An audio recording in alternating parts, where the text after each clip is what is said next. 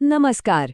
आज हम समझेंगे कि कैसे एक साधारण सा विचार, एक आम सा ख्याल कई पड़ावों को पार करके करोड़ों लोगों के लिए देश का कानून बन जाता है। ये सफर काफी लंबा और रोमांचक है। तो आइए इसे शुरू करते हैं। तो सवाल वही का वही है, आखिर ये होता कैसे है? देखिए, ये कोई सीधी साधी प्रक्रिया नहीं है। ये तो हमारे लोकतंत्र का एक टेस्ट है, एक कसौटी है, जहां विचारों को तराशा जाता है, उन पर जबरदस्त बहस होती है और फिर कहीं जाकर वो कानून की शक्ल लेते हैं। तो चलिए इस सफर के हर मोड़ को थोड़ा नजदीक से देखते हैं। हर कानून की कहानी की शुरुआत होती है एक बिल से। हिंदी में कहें तो विधेयक। यही वो पहला कदम है, वो नींव का पत्थर जहां से सारा खेल शुरू होता है। तो ये बिल यानी विधेयक आखिर है क्या चीज? इससे ना किसी कानून का ब्लूप्रिंट समझ लीजिए। जैसे घर बनाने से पहले नक्शा बनता है, वैसे ही अभी ये सिर्फ एक प्रपोजल है, एक ड्राफ्ट, एक आइडिया जिसे कानून बनने के लिए अभी संसद की बहस और जांच की, कह सकते हैं, अग्नि परीक्षा से गुजरना पड़ेगा। लेकिन एक मिनट, हर बिल का सफर एक जैसा नहीं होता। जैसे एक होता है साधारण विधेयक और दूसरा है धन विधेयक। जो साधारण विधेयक है वो संसद के किसी भी सदन में, लोकसभा या राज्यसभा, कहीं भी पेश हो सकता है। लेकिन धन विधेयक, जिसका लेना देना सरकारी खजाने से है, वो सिर्फ और सिर्फ लोकसभा में ही आ सकता है। और ये एक बहुत बड़ा फर्क है, क्योंकि इस मामले में राज्यसभा की पावर थोड़ी कम हो जाती है। वो इसे सिर्फ 14 दिन तक रोक सकती है, उस पर अपने सुझाव दे सकती है, लेकिन इसे रिजेक्ट नहीं कर सकती। ठीक है, तो बिल पेश हो गया। अब शुरू होता है इस सफर का सबसे अहम, सबसे जरूरी और हाँ, सबसे चुनौतीपूर्ण हिस्सा। अब इस बिल को संसद के दोनों सदनों की, यानी लोकसभा और राज्यसभा की एक कठिन परीक्षा से गुजरना है। हर सदन में बिल को 3 स्टेज से गुजरना पड़ता है। इन्हें 3 रीडिंग्स कहते हैं। फर्स्ट रीडिंग यानी पहला वाचन बस एक इंट्रोडक्शन है। बिल को हाउस में पेश किया जाता है। असली काम शुरू होता है सेकेंड रीडिंग में। यही असली रणभूमि है, जहां बिल के एक एक क्लॉज पर, एक एक शब्द पर जम के बहस होती है, संशोधन प्रस्तावित किए जाते हैं। और फिर सब कुछ फाइनल होने के बाद आती है थर्ड रीडिंग। यहाँ आखिरी बहस होती है और फिर होती है वोटिंग। यही तय होता है कि बिल इस सदन से पास होगा या फेल। और सुनिए, ये प्रोसेस यहाँ खत्म नहीं होता।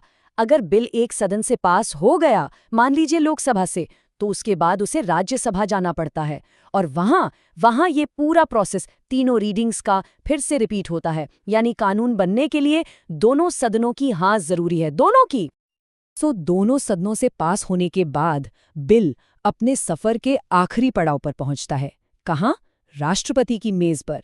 ये इस पूरी कहानी का क्लाइमैक्स है, जहां इस बिल की किस्मत का फैसला होना है। अब राष्ट्रपति के पास 3 विकल्प होते हैं।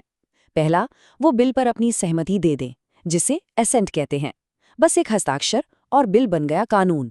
दूसरा, वो अपनी सहमति रोक लें, इसका मतलब बिल खारिज हो गया।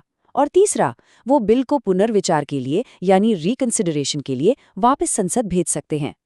तो ये एक तरह से फाइनल चेक है, एक फाइनल गेटकीपर जो ये सुनिश्चित करता है कि सब ठीक है। अब हर कहानी में कुछ ट्विस्ट तो होते ही हैं, तो इस कानून बनाने की कहानी में भी है। जैसे कि कुछ खास विधेयकों के लिए अलग प्रक्रिया होती है, और ये भी कि अगर दोनों सदनों के बीच किसी बिल पर सहमति न बने, तब क्या होता है। 108 ये सिर्फ एक नंबर नहीं है, ये हमारे संविधान का, कॉन्स्टिट्यूशन का वो शक्तिशाली अनुच्छेद है जो तब काम आता है जब लोकसभा और राज्यसभा में किसी विधेयक पर डेडलॉक हो जाता है, यानी बात अटक जाती है। ये उस गतिरोध को तोड़ने का एक विशेष उपाय है। अनुच्छेद 108 के तहत राष्ट्रपति एक जॉइंट सिटिंग यानी एक संयुक्त बैठक बुला सकते हैं।